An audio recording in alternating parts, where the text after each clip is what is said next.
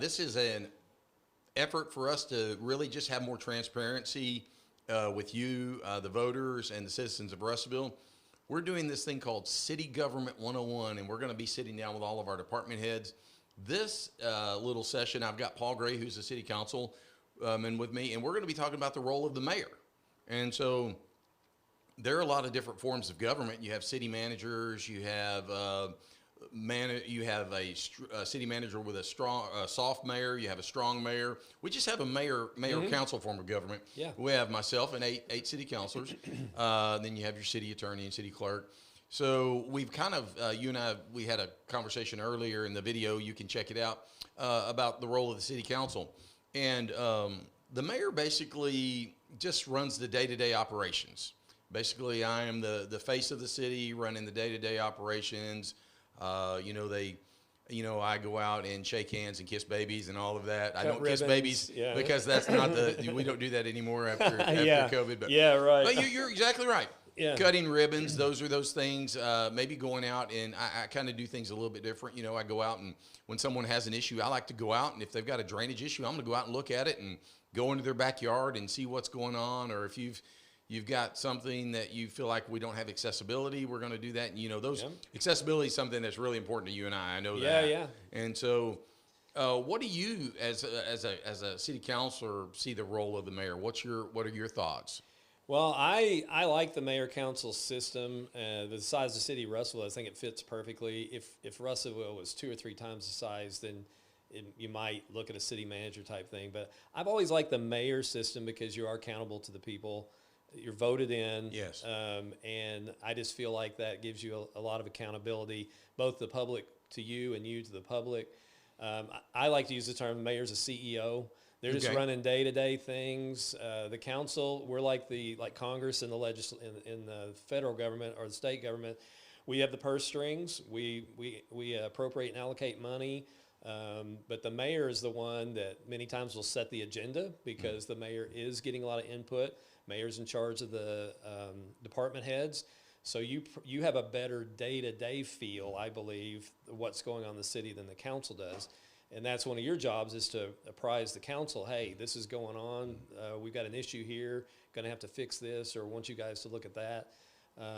But yeah, I love our system that we have here, and I think the mayor council system fits Russellville really well. You brought up a couple things I really want to touch on there is, and I've said it prior, it is the city council, not the mayor council. Yeah. And so in the general public, they think the mayor walks around with a checkbook writing checks for things. Nope. The mayor wants to do this, so he can do this. Everybody's like, well, you can do that. You're the mayor. And I often joke that people think between Judge Cross and I, we can solve any problem in Polk County. But, it is not the case. And, they're really, municipal government is beautiful in all the checks and balances. And so you talked about the city council controls, quote, the purse strings. Mm-hmm. The mayor and the department heads do bring a budget to the council, but the council has the ability to say, hey, you look at that every line and say, why are you doing this? Why are you doing this? And if it doesn't pass muster with the city council, it doesn't get forwarded into the full council and get voted on and passed. So the mayor or finance or anybody doesn't spend money without approval of the council. Nope. And so we talked about appropriations, and appropriations are the fact that when they come before the council, the city council appropriates money for whatever department it is to be able to spend that money, and it has to be in that budget.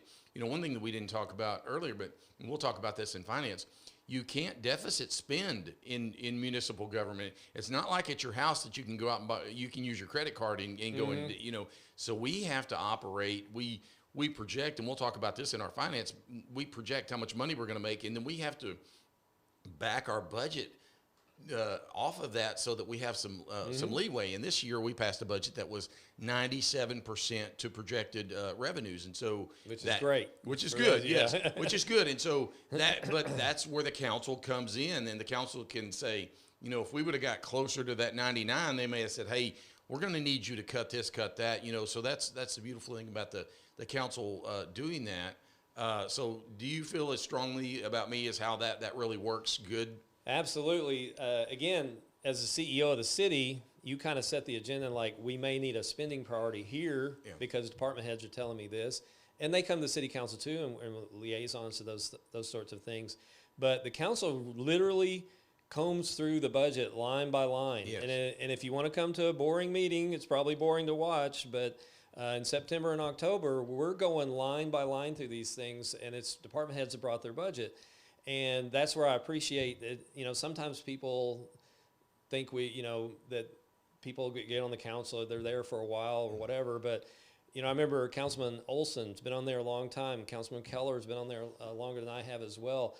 They have that institutional memory. They ask questions I didn't even think to ask. I was like, well, you remember 5 years ago when we did this? I think we may be spending too much here, or do we really need that, or we need to spend more here because we're always getting bit on our budget, And so having that experience is really good too. But yeah, the mayor may be able to set an agenda, but the council is the one that's going to comb through all those line items. And once those department heads, including the mayor's got a budget too, once they've got their budget set, then it's the council that approves it. And if the council approves it, then those monies will be appropriated out, and they'll go from there. That's a good point. I do have a budget for the administrative in my department, but I have to get it okayed by you. I don't set my budget magically, and I can't create money. I can't just go, okay, I can do this. It has to be appropriated and set at the first year. You also talked about the mayor being day-to-day operations, and the mayor does do the hiring and firing of department heads. Now, they also can, if there's a personnel issue, which you are the personnel over the personnel committee, an individual can come to the personnel committee if they do have an issue. They can go through HR. And so, if I so chose to, I haven't fired anyone, but if I so chose to, they could come to you and you could actually overturn me. You could, on behalf of that individual, if I kind of went rogue and did something crazy. Well, that's because it hardly ever happens, and I wouldn't expect it to, because if you are going to fire a department head, there would probably be very compelling reasons to do so that would, I don't want to what percentage it would be, but it would be a very high percentage of the council would support it, because the mayor's going to take that action. There's probably something pretty bad's happened. Whoever he or she is that's going to be the mayor is going to probably be responsible, we hope. Now, you talked about, I get a lot of phone calls. You get a lot of phone calls. So that's part of being the mayor, and a counselor is like returning those phone calls, setting up those meetings. Myself, and I know you, we're very transparent. We're very open. Most of the council, well, I would say all of our council right now is, if you want a meeting with them, I mean, you're going to meet somebody at a coffee house. You're going to meet them anywhere. Yeah. You'll meet them at City Hall, whatever. You're like, hey, you and I are the kind that we really want to sit down and we want to hear what you're talking about. And so I really, I open my door to anyone that wants to come in and talk. And I think the council does too. And we talk about transparency. There are no, where anytime you and I or any of the council get together, it has to be, we are recorded right now. We're actually being recorded. But we may be at a restaurant and talking, but we're not talking about city business. Correct. So by law, if we are talking about city business or something that's city related, then we're going to be recorded, and we have, all of our meetings are public too. So when we have agenda prep, we have special called meetings, we have the meeting where we adopt the policies and procedures, anything. There's a press release, and the press is welcome, and they're recorded, whether video or audio. Anything that we do, a lot of people don't realize. Where I'm going is FOIA-able. FOIA, I was going to say the 4 letters. Yeah. So, what do you? I think FOIA is a great thing. I really love FOIA. do. I think so. I love FOIA. I love especially the idea. It came from the 1970s. I believe it was President Carter did the first FOIA type law, and it percolated down into the states and local government. I think it's great because we should be held accountable, and we shouldn't be having private meetings where we're making decisions. And that's what really FOIA is intended for, is if you're going to be talking with somebody about city business that's going to potentially lead to a decision, a city decision, that should be out in the open. My only heartburn sometimes with FOIA is when people misuse it, when they're, somebody, but it's their right to do it. So I'm okay with it. But I know it causes our city staff a lot of work for something that, you know, may or may not be on the up and up of what they're really looking for. But I love FOIA. I think it's what the way government ought to operate. Yes. It should not be people meeting at a restaurant or a coffee shop and making a decision about something they're going to do 2 weeks from now. And, you know, a lot of people don't know FOIA is Freedom of Information Act. So that means that, you know, my email, sorry about that. My email is public. My text messages are public. You know, anything that I have is public as mayor or you as a councilor, you know. So if you have a city phone or a city email, it can be FOIA'd. And so, and that you're exactly right. It is great for our citizens and our taxpayers. It can be abused, but everything we should do should be public, and we shouldn't be making those decisions in private. Those discussions, and that's why agenda prep is so good. And you know, because we have those discussions, and we're sitting there, or if we have a meeting with a department. So, you know.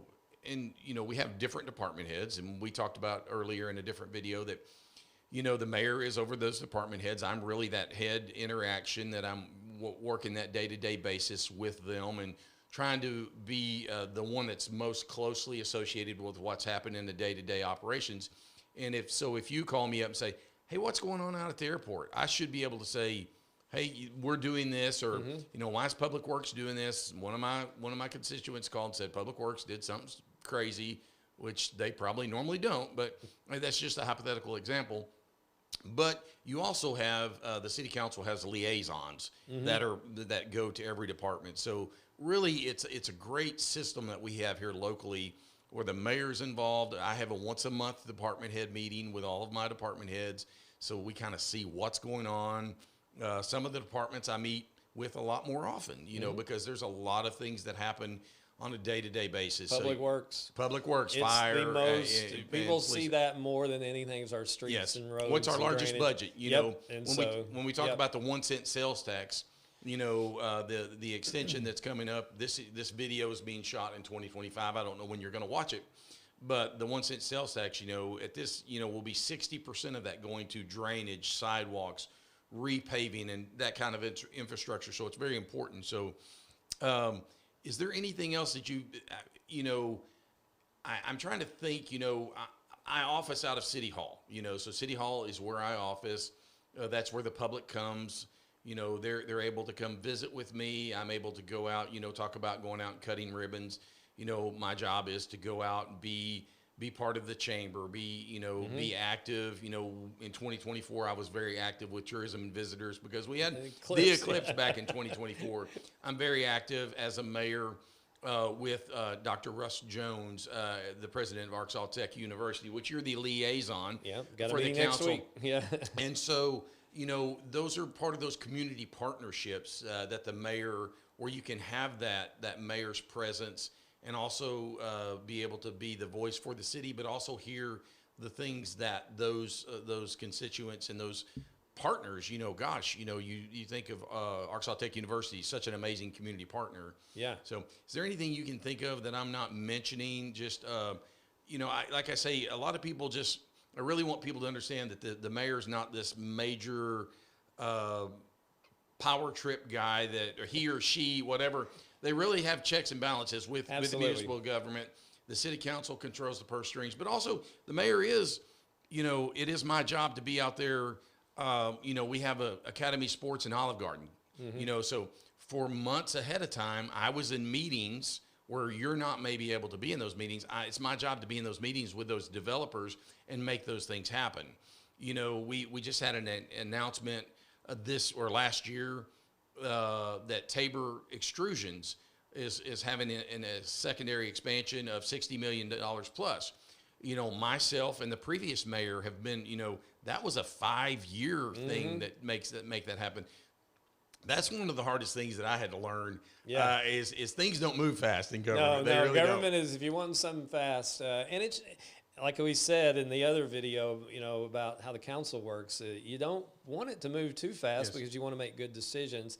When we do have to move fast, is emergencies and things like that, and we do that. And so I would echo that the mayor is the face of the city, and that's what people That's why they voted for you. They voted for you as the face of the city. The chief executive officer is going to run things on a day-to-day basis. But the mayor partners with the city council. City council partners with the mayor and with department heads and all the things that the city do. So it really is a team. The mayor cannot, the mayor can do a lot of things and should do a lot of things, but they can't, as you said, open up a checkbook and say, we're going to make this happen. That has to come to the council, just like we can't be the face of the city. That's not my job to be the face of the city. And, I can't sign contracts or go into major agreements or even apply for grants without permission. All of our grants come before the council. Yeah, absolutely. Yeah, so because the council is the one that actually controls the budget. So that's good. Well, hey, that was a good conversation. I appreciate you sitting in on that with me. And I love your experience and being able, because FOIA as well as I do. Yeah. It's just, but we both believe in it. We do. Yeah, absolutely. You and I both have that same heart of transparency and just wanting to be representative of the people that literally they took the time to go out and vote for us, and so we really need to represent them. So, and I appreciate that. Hope you guys enjoyed this video. There's going to be a whole series out there. So if you got any questions, you can always reach out to your city councilors. You can always reach out to City Hall. Have a complete open door policy, 968-2098. Anyone can get an appointment with me.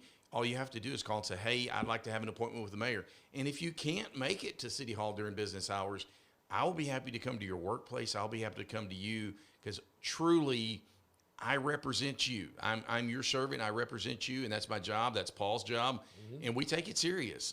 So thank you guys for taking time to watch it. Thank you. Thank you. Thanks.